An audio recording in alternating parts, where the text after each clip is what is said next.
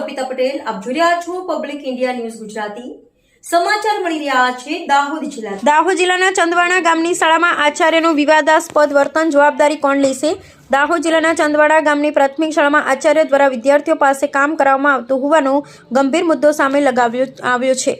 શિક્ષણ માટે આવેલા બાળકોને કામ લગાડવાનો અધિકારી આચાર્યને કોણે આપ્યો? જ્યારે આ મુદ્દે સવાલ ઉઠાવવામાં આવ્યો ત્યારે આચાર્યએ શાંતિપૂર્વક જવાબ આપવાને બદલે આવેશમાં આવી કહ્યું કે અમે કામ પણ કરાવીશું અને ભણાવીશું, તમે કોણ? શું આ ભાષા એક જવાબદાર શિક્ષકને શોભે છે? શું આચાર્ય પોતાનું પદ અને ફરજ ભૂલી ગયા હતા?